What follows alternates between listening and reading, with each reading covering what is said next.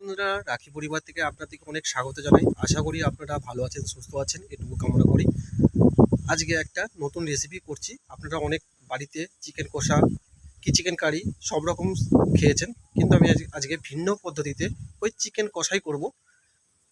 আপনারা দেখতে থাকুন কীভাবে চিকেন কষাটা করছি। তবে চলুন, খুব সহজ পদ্ধতিতে আমি চিকেন কষাটা করব। তবে চলুন, আমার পাশে থাকবেন, পুরো ভিডিওটা দেখবেন, স্কিপ করবেন না। চলুন, আজকে আমি চিকেন কষা করছি। দেখুন, কোনার মধ্যে আমি তেল গরম করতে দিয়ে দিয়েছি। চিকেন কষাটা করার জন্য আপনারা তো সবসময় পেঁয়াজ, আদা, রসুন বেটে দেন, কি মিক্সারে বেটে দেন। আরে সব কিছু আমি বেটে দেবো, কিন্তু প্রথমে আমি এই পেঁয়াজ, টমেটো, আদা, রসুন প্রথমে এই গরম তেলের মধ্যে আমি হালকাভাবে ভেজে নেব, তারপরে বেটে চিকেনটা কষাবো।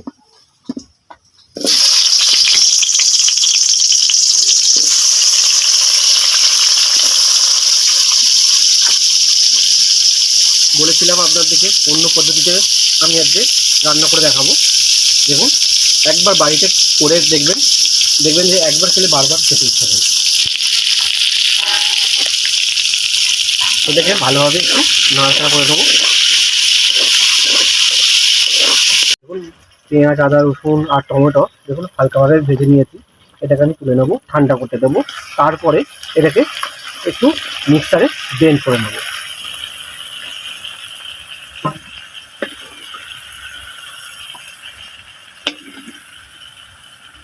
2 কেজির মতো আমি মাংস নিয়ে চলে এসেছি বাজার থেকে কিনে। এটাকে আমি আগে শুকনো কড়াই মানে তেল দিয়ে এটা আগে নিয়ে নেব।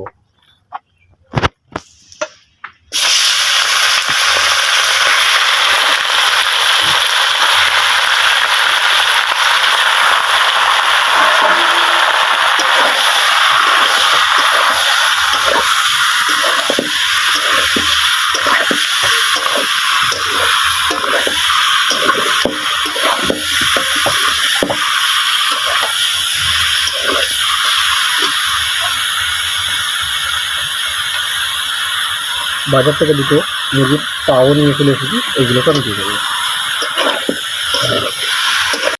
দেখুন, মাংসটা আমি হালকাভাবে ভেজে নিয়েছি। এই মাংসগুলো হালকাভাবে ভেজে নিয়েছি, এদের তুলে নেব। দেখুন, চিকেন কষাটা করার জন্য এখানে একটা তেজপাতা আমি এতে দিয়ে দেবো, 3টে শুকনো লঙ্কা এতে দিয়ে দেবো, আর কালার আর স্বাদের জন্য আমি কিছুটা চিনি দেবো। এটাকে ভালোভাবে একটু নাড়াচাড়া করে নেব।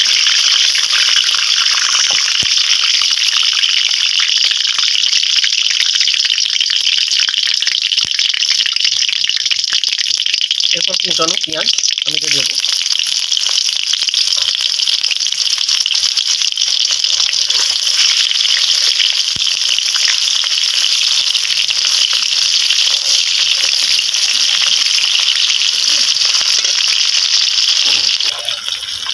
দেখুন, পেঁয়াজটা আস্তে আস্তে ভাজা হয়ে গেছে।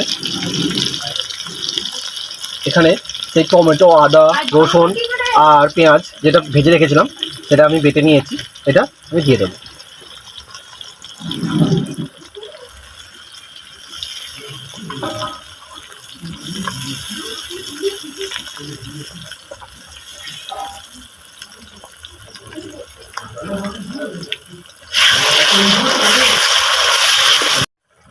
দেখুন, এতে পরিমাণ মতো আমি লবণ দেব,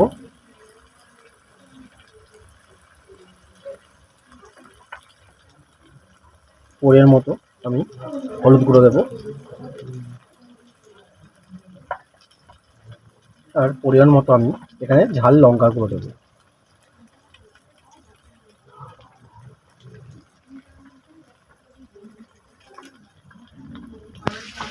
এই মশলাটাকে আমি আরও কিছুক্ষণের জন্য আমি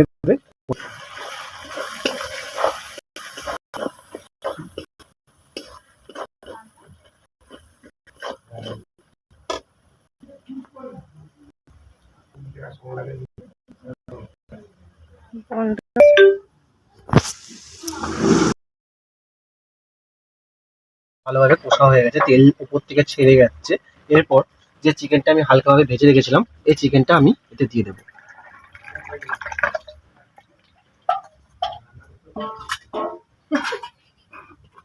আর এখানে ভেজে রাখা আলু ভেজে রেখেছিলাম আগে থেকে, আমি আলুটাও দিয়ে দেবো। এবার এটাকে 10 মিনিটের মতো আমি ভালোভাবে কষিয়ে নেব। দেখুন চিকেনটা আমার খুব ভালোভাবে কষানো হয়ে গেছে। এবার পরিমাণ মতো আমি জল দিয়ে এটাকে সেদ্ধ করব।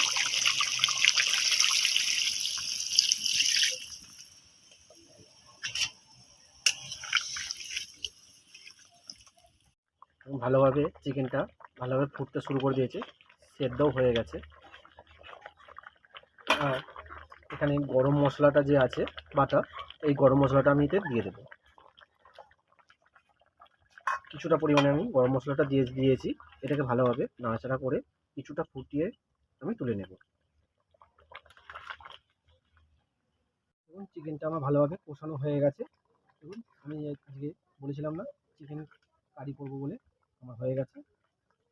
চলুন এটাকে এবার নামিয়ে নেব।